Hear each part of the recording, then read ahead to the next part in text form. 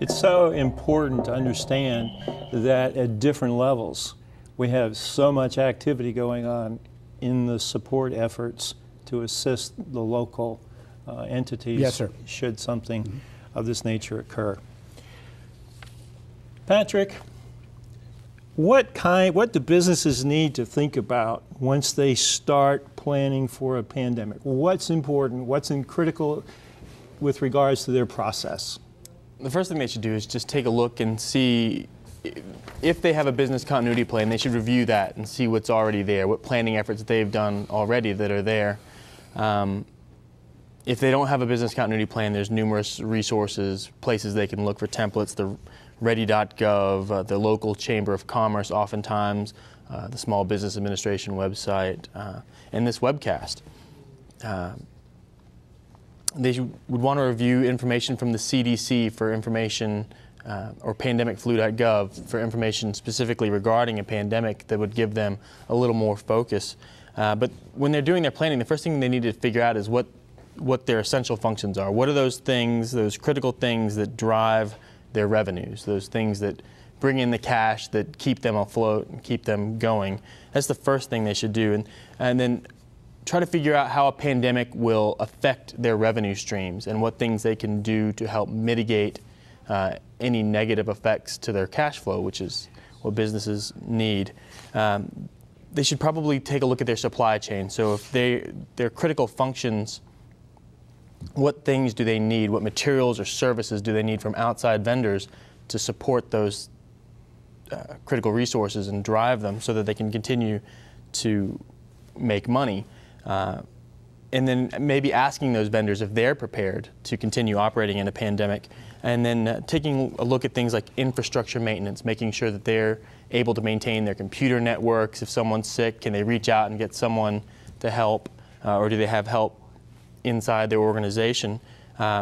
Just providing simple things like hygiene training for their employees. So, you know, we all learned in elementary school, you know, you don't sneeze into your hand. And I think they're better about it in schools now, but, you know, just simple things like hygiene discipline, covering your cough, covering your sneeze, washing your hands, using... Those were all issues we've talked about, but you did bring up some really good points. Because their first question, why haven't businesses thought of putting these preparedness programs together? And you made some great points, Patrick, about you really need to think of this not only as a sickness and health issue, but also an economic issue. The supply chains that are involved, the whole process of your business, revenue could be down, you could lose employees. It may be hard for you to cross-train and fill in positions. We asked you a poll question: what has prevented the development of a plan at your business? Some interesting results as it relates to the first poll question we asked. Bill Doyle, what did you find? Yes, it is quite interesting.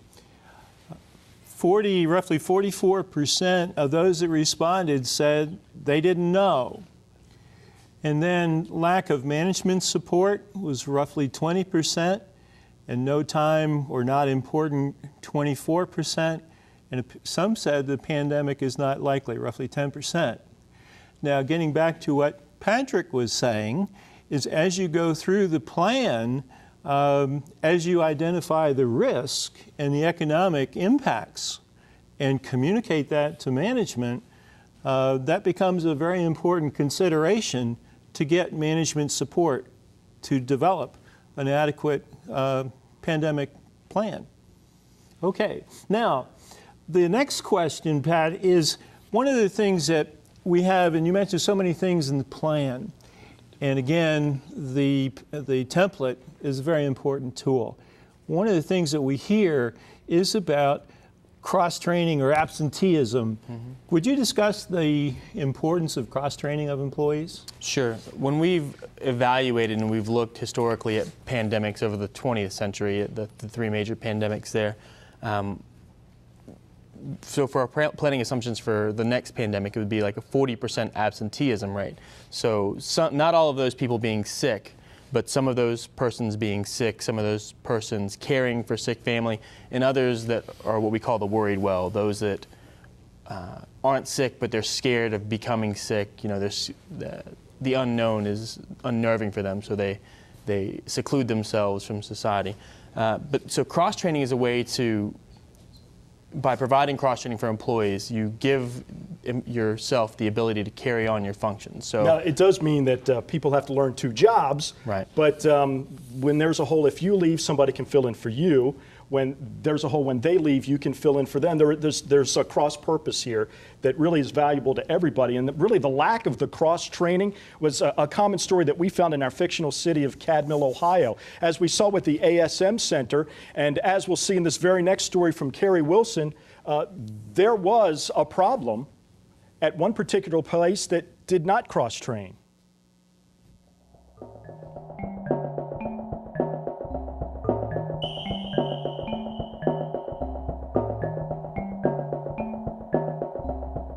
Another Cadmill company that suffered from the pandemic is Kingstrom, the maker of interior trim parts for commercial trucks. You might find their products inside sleeper cabs used by long-haul truckers. Kingstrom had an emergency plan, but not one that really showed them how to manage the effects of a pandemic. So when their absentee rate shot up, they struggled to keep up with customer orders at this plant and at others. Kingstrom manufactures custom moldings and interior door panels for large commercial vehicles like semi-trucks. We've got 3 locations with 4 big brand name customers.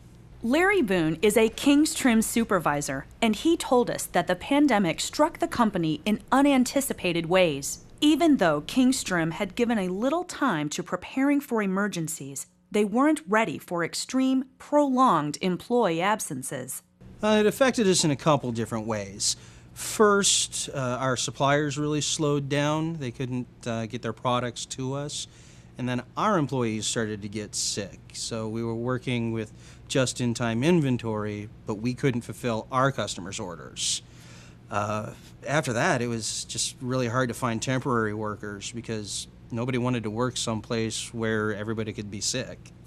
We thought we were prepared for an emergency. We had emergency action plans in place, but we weren't prepared for something of this nature. You know, when we think about emergencies, you think of tornadoes, fires, floods, things that you have a definite start and stop. But this just kept coming back on us in waves. But when we were planning, it was just nowhere on our radar. In order to adjust to the situation, we tried to keep the place as sanitary as possible. We had our employees double up on custodial shifts to help the janitors out. They were getting sick all the time. But it was hard to find enough industrial cleaners and sanitizers with the run on them, with everybody going through the same thing. We really just tried to minimize our employees' contact with each other in the workspace. We staggered our start and stop times, our lunch hours. We had employees move from workstation to workstation. But it really just was too little too late. It's been 8 months since the pandemic ended, and during our troubles, our other 2 locations couldn't keep up with demand, so our orders are still down, and it's just been a really hard road coming back.